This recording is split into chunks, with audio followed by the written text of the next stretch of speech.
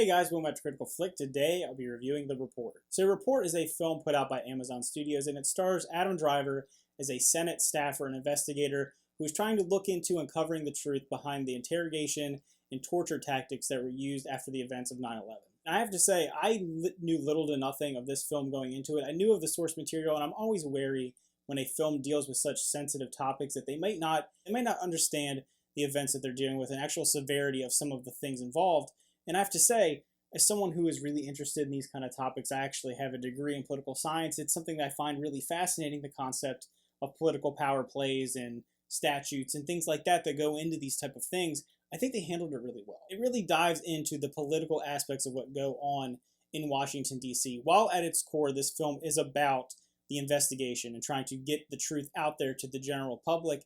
You get to see some of the things that happen behind the scenes in DC that I think most people wouldn't realize how they actually play out. I think a lot of people don't understand how politics works and how people aren't willing a lot of times to take risks with their own careers because they have elections. And they do that in this film.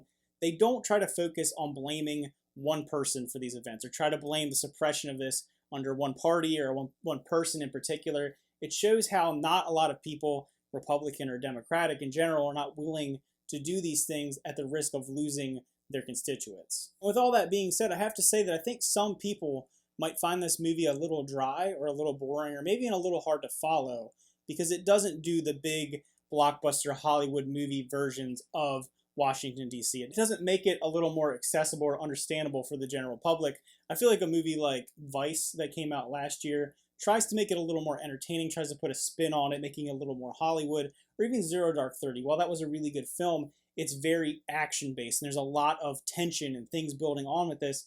This is dealing a lot more with the minutia of how the bureaucracy of DC works, and I found that incredibly fascinating. If you're someone who finds this kind of source material interesting and getting a more realistic take in a way, I know at the end of the day, a lot of this information is, you can't really nail down everything, but I think they did a pretty good amount of research for this movie, and I think the dramatization was kept to a minimal level. But speaking of the drama, I think that Adam Driver really was excellent as Daniel Jones. He encapsulates someone who at their core is a civil servant, someone who wants to uncover the truth, someone that is willing to risk everything, but do it in a correct way. It is a lifelong passion of this person to work as a public servant, and he really encapsulates that drive and that trying to push up against the elected officials and the bureaucracy and everything that keeps back and keeps things in check from being uncovered, and just that frustration and that building of him from kind of a bright-eyed, bushy-tailed, starting out staffer in the beginning of the movie to kind of someone who's just at their wits' end with the games in DC towards the end of the movie. That progression and him getting more and more in depth, more invested, and just kind of the stakes raising as the movie goes on, I think really drives the narrative along. Annette Bening, who also plays Senator Dianne Feinstein, did a really good job. I often find it difficult for someone to play a person that exists in real life and is still alive and still in the public spotlight. I feel like she fell into the role. You believe that you're watching a conversation between a sitting senator and one of her staffers and the power dynamic of those two back and forth, and her power dynamic between her and the other members of the Intelligence Committee and all the other aspects that are going on in DC. And there are some really impactful scenes in this movie. Like I said, there are a lot of things going on in the movie that they recreate, some things that came out from the report. They're showing some scenes of torture, in particular waterboarding, and that really hits home how terrible some of these events were. You do get glimpses of that in a film like Zero Dark 30, but this one really shows just how that played out and just how everything was the perfect storm to create this program. It also takes the time to show how maybe the people that were involved with the program could have fell into the idea of thinking that this was necessary or something that would have worked, because we dealt with such a horrible event with some horrible people, and they're trying to get back at them. They're angry. Understandably, people are angry about the events that happened, but going down almost like a lower path, just that dynamic, the morality of what two wrongs make a right and what these difficult things that you have to do in times of war, in times of crisis.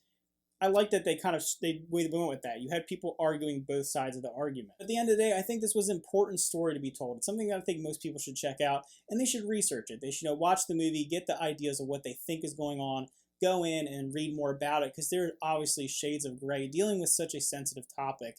It's something that's hard to do in entertainment because it feels like it might be entirely one-sided.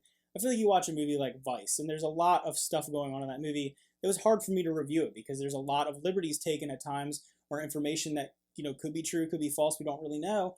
And then you go with something like this, which is feeling it sticking closer to the book, dealing with the actual report, the information that was disclosed. It doesn't take a ton of liberties, like I said.